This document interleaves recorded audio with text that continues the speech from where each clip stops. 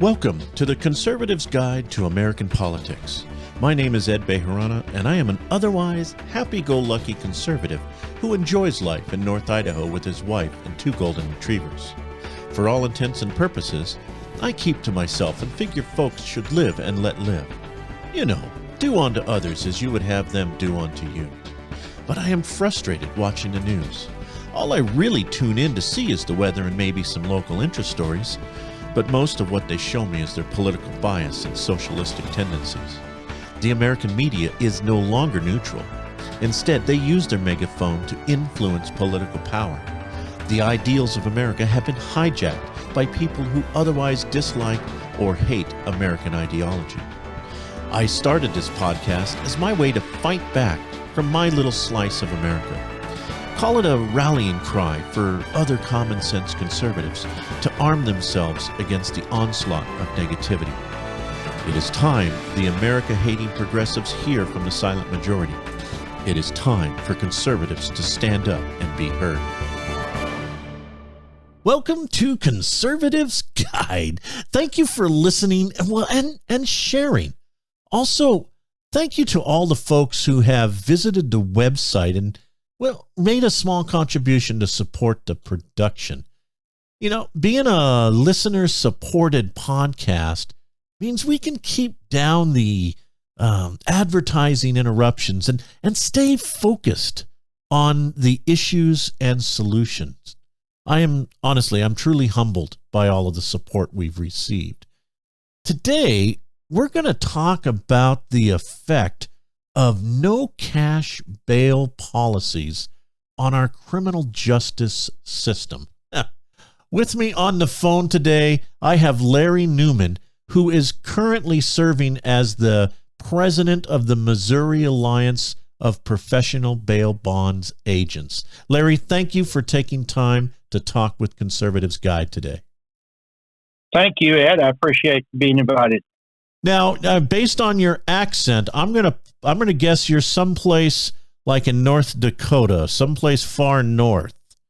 Where's that accent being placed from?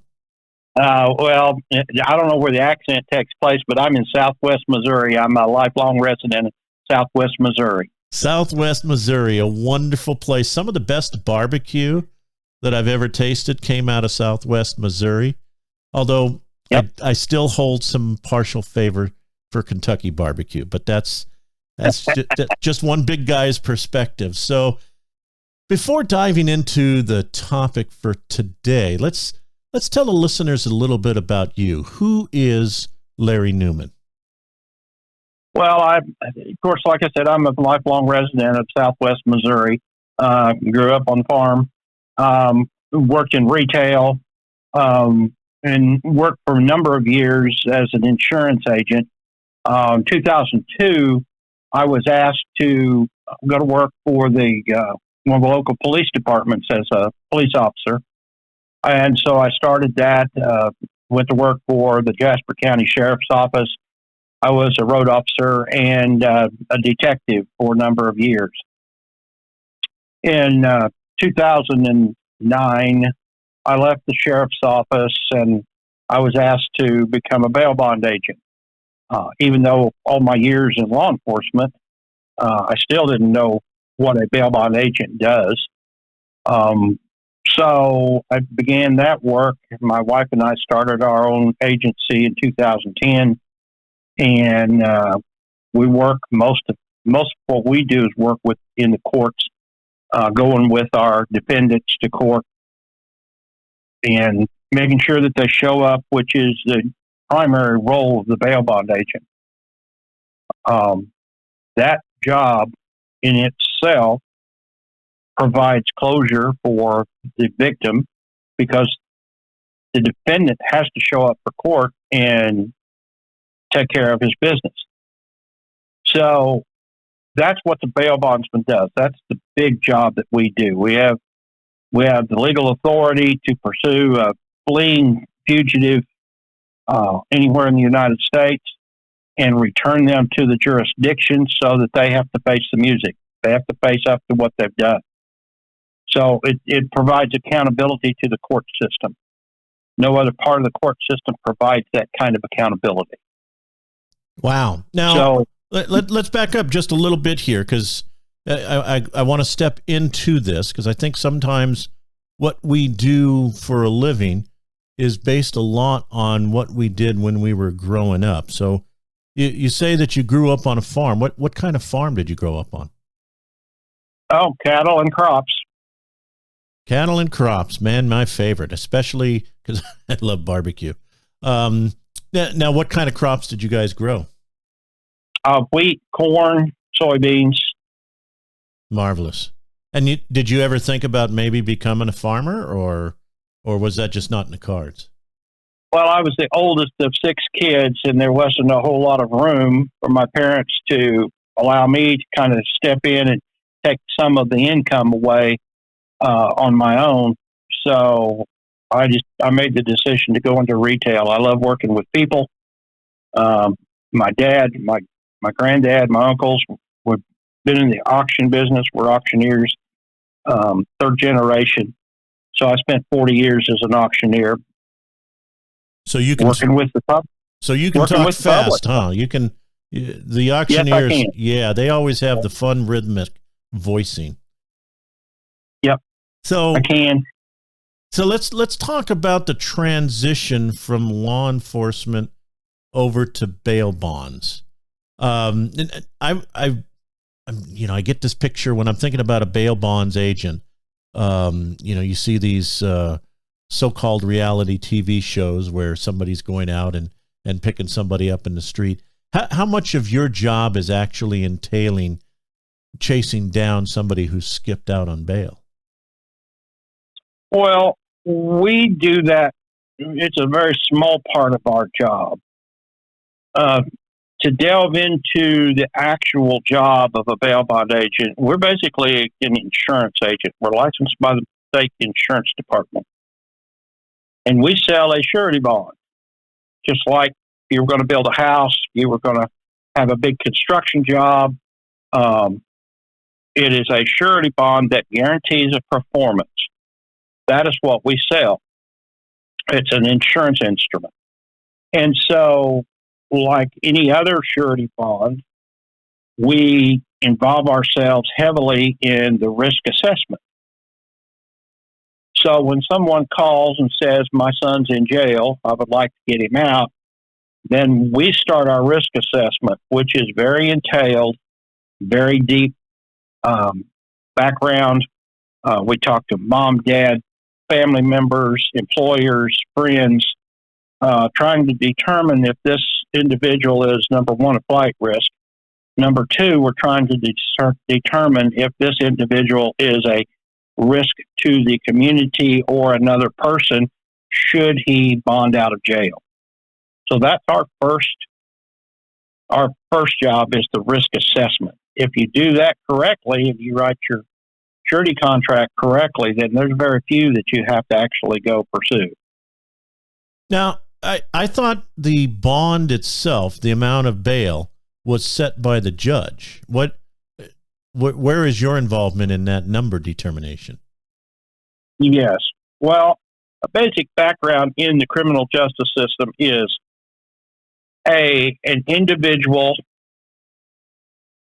perceives that a crime has been committed. Either somebody has stole something from them, or somebody's beat up on them, or committed another crime. So we call law enforcement. Law enforcement shows up, and the first job of law enforcement is to determine if, in fact, a crime has been committed. If they determine that a crime has been committed, then the next job of law enforcement is to determine, based on the evidence, who committed the crime. Once law enforcement has probable cause, which is enough evidence with a 51% probability or more that this is the person that committed the crime, then law enforcement sends their report, their paperwork, to the prosecutor. The prosecutor reads the report, reads the evidence, looks at the entire document, and then determines if they will pursue filing charges. If the prosecutor determines that there's enough evidence to say that definitively that this is the person that committed a crime, then the prosecutor forwards that document, those documents, the paperwork, to a judge. The judge reviews it, and if the judge is satisfied that there is enough probable cause to go forward with charges, then the judge signs a warrant and issues a bond amount. Then that starts the process. Gotcha. Okay, so the judge is the one who sets the bond amount, and then when it comes time to issuing the bond, then what you charge for that service is based upon the flight risk of the individual as well as the mitigating circumstances. Do I have that about right? Well, the flight risk and other mitigating circumstances makes the determination to, if we do the bond, the amount of bond fee is typically 10% of whatever the judge sets. So if the judge sets a $10,000 bond, then the bail bondsman is going to charge a 10% fee for their services. Gotcha. Okay. So that's how the bond fees are typically set. Now, across the country, there are some different amounts percentage-wise, but most typically it's 10%. Okay, so and that was important to get out, because what we're going to talk about next is this migration, this move, this idea that bail is creating a justice system that's unfair for the poor. Now, there appears to be a rather large spike in crime pretty much all across America. Listeners of Conservatives Guide have listened to folks talk about how defund the police is making matters worse. We've talked about how race division in America is making matters worse. But you are literally on the front lines of the criminal justice system. Can you share with the listeners how you feel bail reform might be hurting America right now? Well, there's a number of issues. Bail reform is part of the problem. Bail reform for the worse. When you look at the actual statistics and the numbers on the dramatic rises in crime, let's say Philadelphia, take that one for example, there is a direct correlation between letting criminals out of jail and crime going up almost at the same time. You see the number of people incarcerated drop sharply off, and in the same month, you see the numbers of crimes reported take a sharp upward bounce. So we can speculate on why people commit crimes, but when you look at specific reports and specific statistics, you begin to see correlations that obviously have a corroborative effect on crime. Now, it's a multifaceted issue, the issue of crime.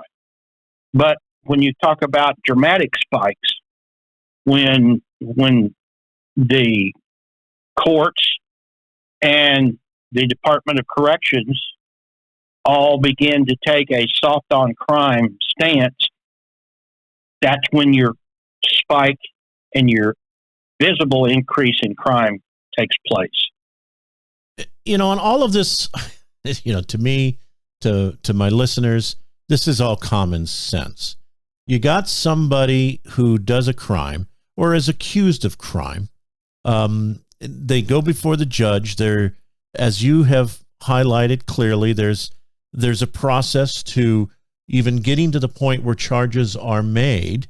And all of that is showing at least a leaning towards this is our person. This is the guy. He's guilty.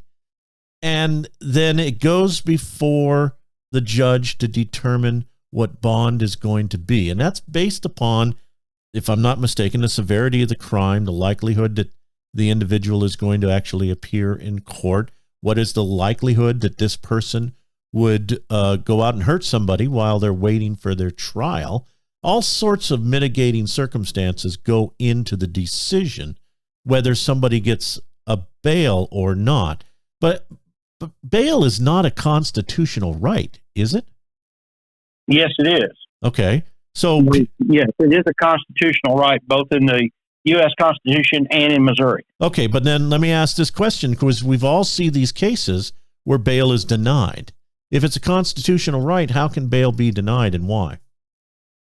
Well, the Missouri Constitution, Article 1, Section 20 says all persons shall be bailable by sufficient surety unless the severity of the crime is such that no bail shall be set. And that's not the exact wording, but basically it says all persons shall be bailable by sufficient surety unless there is sufficient cause to believe that that person is a danger to the community. And then, in those circumstances, a judge may set a no bond warrant. And what are some of the circumstances that would prompt a judge to say no bail? Well, if there was a domestic assault where the victim was substantially injured and afraid for their life, and that during the investigation that is documented in the police officer's report that goes to the judge could look at that and say, if I allow this person to bond, there is a high likelihood of that person going back and killing the victim. At that point, the judge can set a no bail bond and have a bond hearing where an attorney could make the argument for the defendant that is an unreasonable bond. So there's a process to go through on that. But yes, it is very, very possible to set a bond, a no bond hold, now, depending on the situation. Now, is the number of crimes, history of the number of crimes someone has committed, ever taken into consideration when a judge is determining whether bond should be issued or not? It used to be. But it's not anymore. That's been taken away. In Missouri, we have a very conservative legislature, very conservative governor, very conservative lieutenant governor. And most of those, there's a lot of them have been former law enforcement, so they know the situation.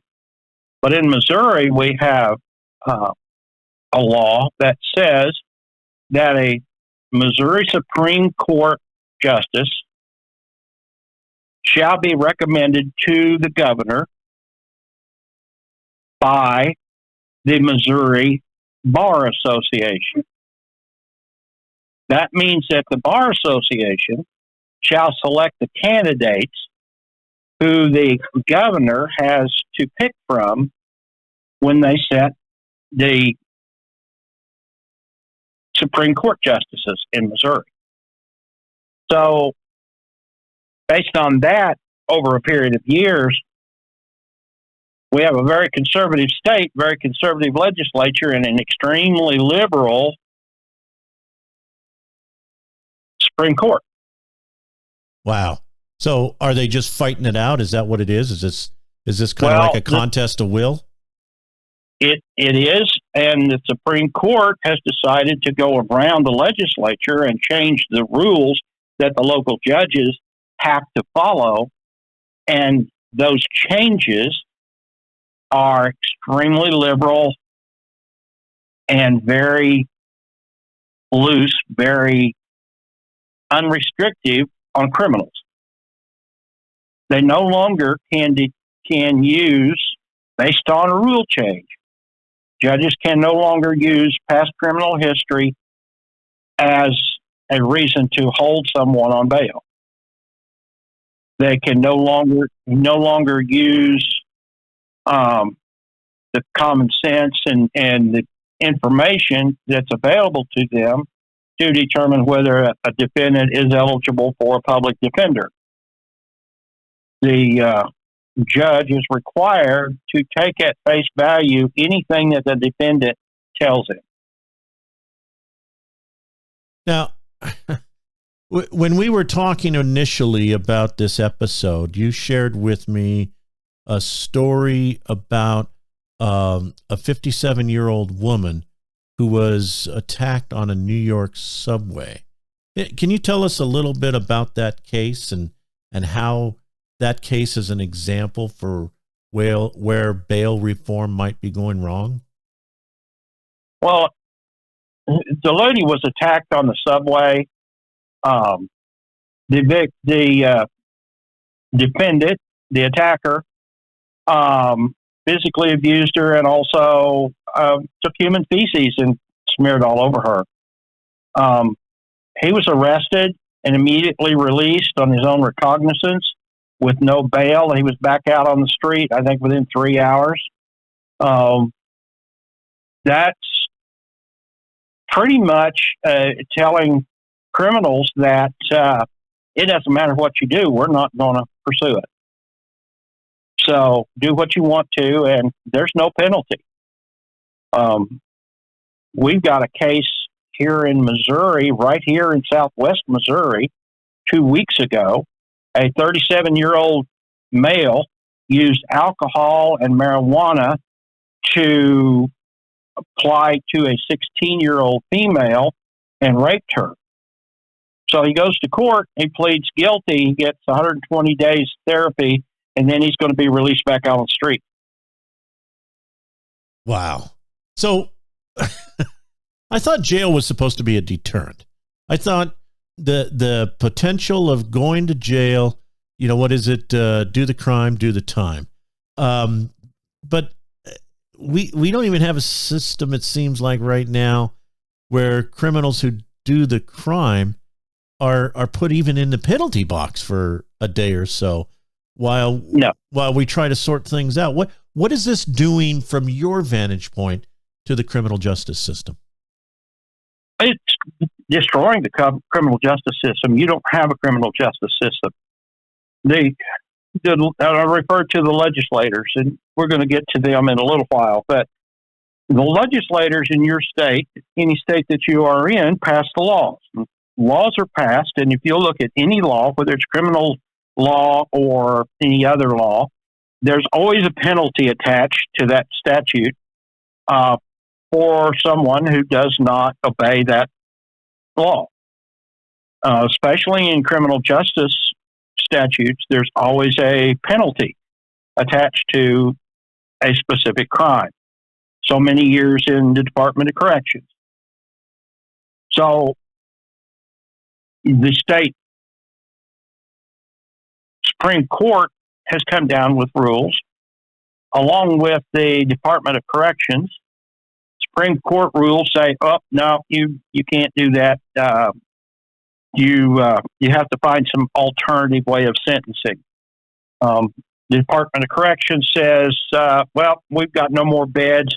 We're fighting the legislature over funding, so we're not going to take anybody until the legislature gives us what we want." So the judges are in a position, the local judges are in a position where they don't have a choice. Department of Corrections says we can't take them. The Missouri Supreme Court says you have to find alternative sentencing.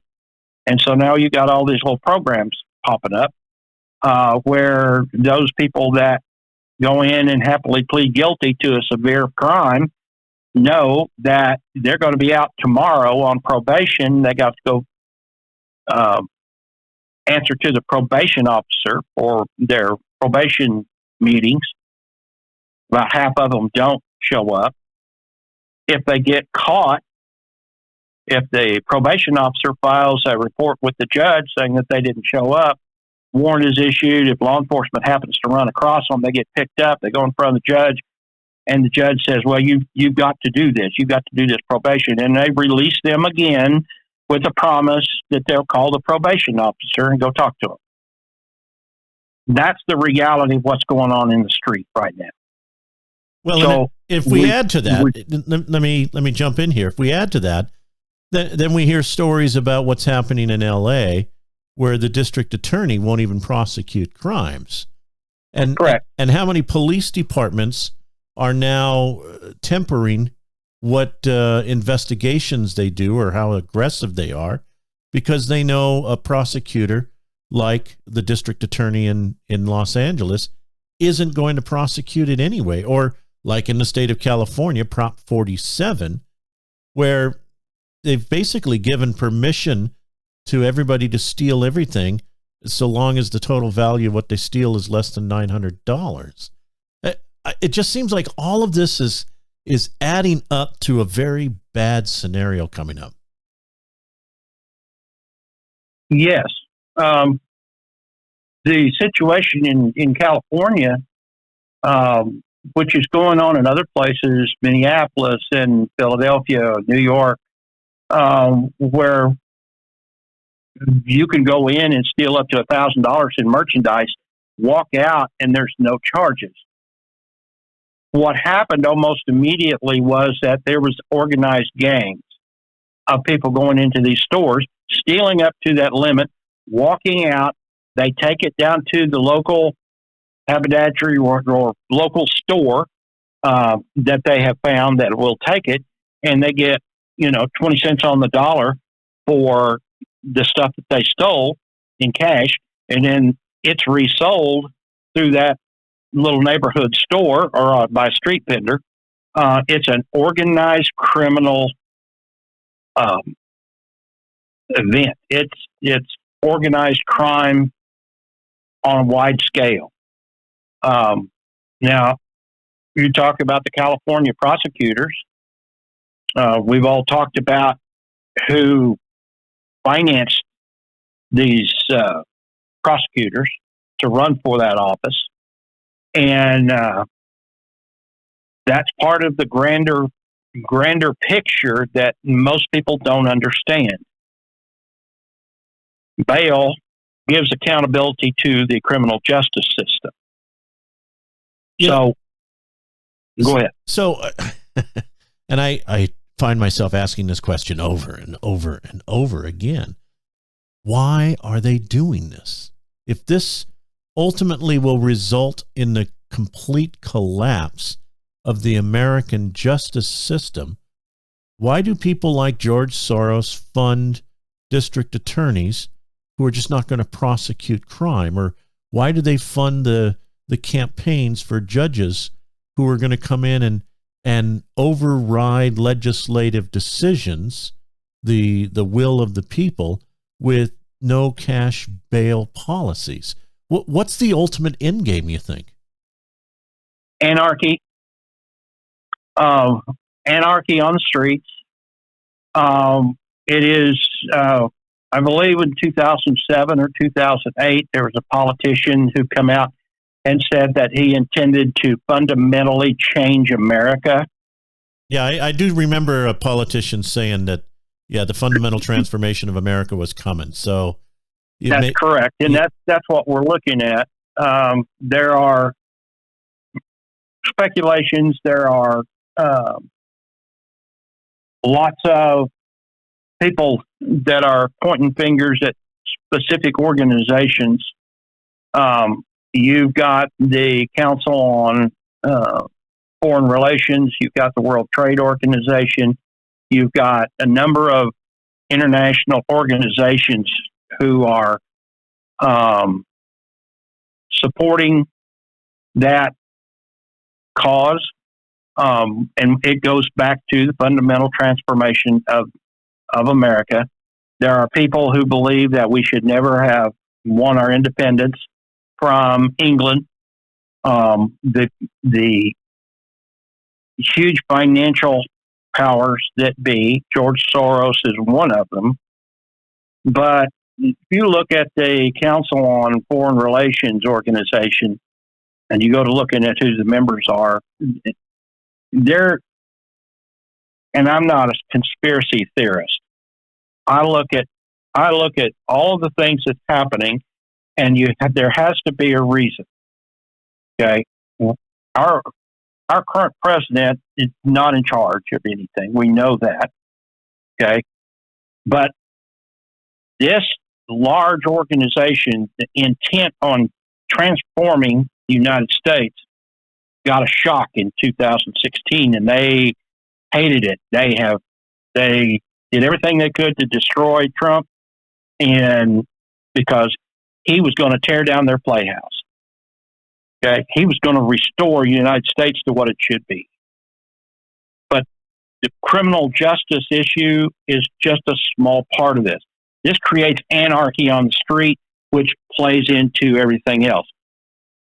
No one is going to invade the United States of America as long as all of us have guns that we hunt with and that we have for protection. That's why Switzerland doesn't get invaded. Every resident, every household is required to have a gun in Switzerland. Right. So as long as we have guns, we are not sheep to be led to the slaughter. So that is one of the things that they're working on. The criminal justice issue is the other. If you let criminals out, all of us law-abiding people, when law enforcement can't protect us, we're going to have to protect ourselves. And that's going to play right into their hands. So that's going to force us to defend ourselves, which allows the politicians to go to the mic and say, see, we've got to have stricter gun controls. And before long, this is 1939 all over again, when Germany took away the Germans' rights to own firearms, and 6 million Jews were exterminated. Correct. Exactly. Why do you think we are eliminating history from the history books from school? Yeah, because they don't want us to remember that. People knowing what's going on. Right. Okay? They don't want people knowing what history was or what's coming. So, and I know we're getting away from the criminal justice. No. We're coming right back to it. Go ahead. You go. But it all ties together. Okay? The bigger picture and law enforcement. The protecting the community. The defund the police, everybody knew that was ridiculous. And I don't care if you defund the police are still going to go out there and they're still going to do their job. Your prosecutors, your judges, those are the ones that are going to take away your safety, the safety of your community. They are working hard against that. And we've been for 50 years, we have been creating a situation where if you were sentenced to prison, and if you actually did go to prison, okay, we are now at a situation where if you're in prison, you get play cards, watch TV, hang out with your buddies, and we cannot ask you to pick up a dustpan because that's cruel and unusual. So we've created a subculture of people who going to prison is just a badge of honor, and they don't care because they get fed and housed better in jail than they do out here on the street. And so prison is no longer a penalty. Now, being poor in the United States of America is 9 times out of 10 a choice. We're the richest nation in the world. People making $25,000 and $30,000 a year are considered poor. A judge can set a $1,000 bond on a defendant who stole property or committed another crime, That is a $100 bond fee for a bail bondsman. And people sit in jail because, well, I'm too poor. I can't afford that $100. That's a case of beer and a carton of cigarettes. Right. Or a half a tank of gas under Biden. Right. And it's less than what they spent on the marijuana that they had. Right. So that is, being poor is another political tool that politicians use to pluck at people's heartstrings. Right. Well, okay. It's not actually factual. So, all right, Conservatives' Guide works towards the notion that there's something we can do about everything. There's a way that we can multiply our voices and work together towards a solution. So let me ask the big question here. What would you suggest listeners of Conservatives' Guide do? Pick up the phone and call every legislator, state and federal legislator in your area, and tell them crime is number one of concern. Crime is number one. If when they go to the state or they go to federal legislature, they better be talking about crime and how to stop it. And if the legislators are not going to talk about crime and put it as their number one issue, then we're going to vote you out, put somebody else in, and give them a shot. Now, I run a statewide podcast called Idaho Speaks, and my podcast, I just interview candidate after candidate after candidate, Republican candidates running for office. And you ask them a question like that. You walk up to a candidate during a town hall or even just at a coffee shop, and you ask them, what's your stance on crime?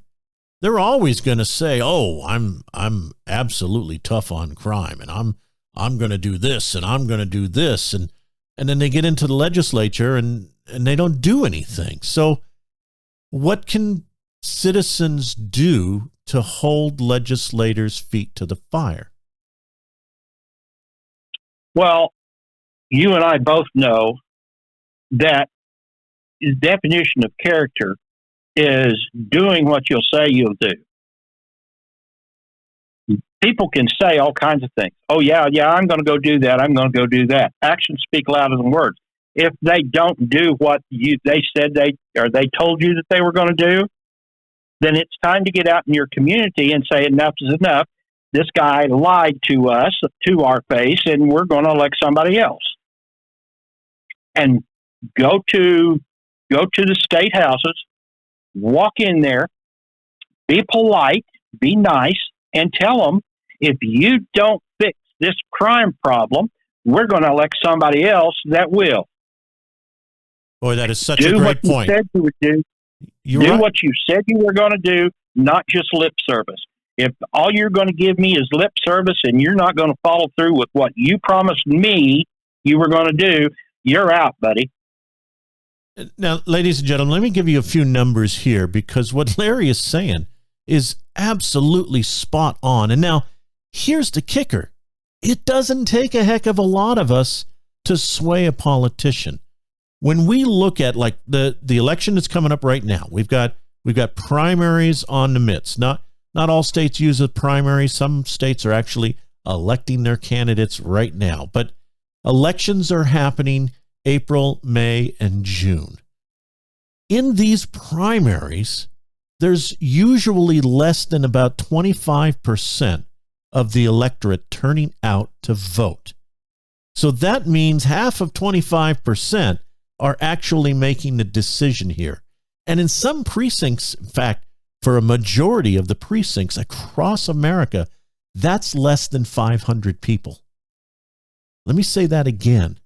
For most precincts all across America, it's less than 500 people standing up and saying, you will take crime serious. And these politicians will bend over backwards to do it, because otherwise they won't get elected. The power is in our hands. The power is not in the politicians' hands. They know we outnumber them. The district attorneys know we outnumber them. We don't have to do this with violence. Larry, you're dead on right. We just need to do this with the ballot. Yes. And most areas have a conservative group that meets once a month or once every 3 months.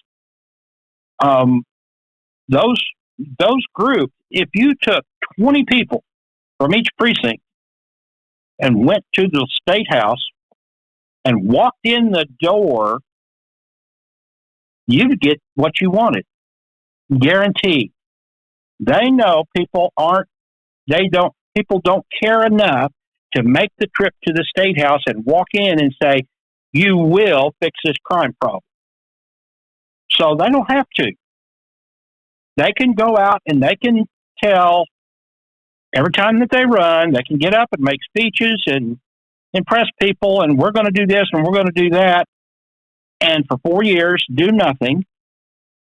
And then, like we're seeing in Washington right now, Democrats are changing their tune because they're looking to be elected this fall. As soon as the election's over, they're going to go right back like a rubber band, snapping right back to where they were. Right. Okay? And take the time, one day, take the time to get all your friends, drive to the state house, walk in there, visit with your local legislator, show up. If you send an email or if you make a phone call, oh, well, they don't care enough to show up. People, I'm telling you, show up at your state house. Walk in there and say, crime is the biggest problem we've got. Stop it. Stop it now. That's a fantastic idea. We'll be pushing for that. We need to create a national day of showing up, a national state house day or something. So we'll work on that. Now, Larry, how do folks learn more about you and your programs that you're working on? Well, they can go to our website, the Missouri Alliance of Professional Bail Bond Agents.org, MAPBBA.org. I'm also on the board of directors of the PBUS, which is the Professional Bail Bondsman of the United States. But those two places you can go and get in contact with me. But more important than getting in contact with me is I'm just another guy out here. You need to show up and talk to your legislators. People, that's the biggest thing you can do, and tell them, you know, Mr. Legislator, you are in charge. You write state laws. You can enforce them. And I don't care if it's the Missouri Supreme Court or the Kansas Supreme Court, whoever. The legislators are in charge. They write the laws. So put the hot seat right on them. That's wonderful. You got any final thoughts for the listeners before we wrap up? Don't give up hope. This country is a survivor. When it comes down to it, this country will survive. It's an amazing country and amazing people, and this country will survive. But it may be a hard fight between here and there. Well, those are words well said, Larry. Thank you so much for taking time today. You're welcome, Ed. I appreciate the opportunity. This has been an episode of The Conservative's Guide to American Politics.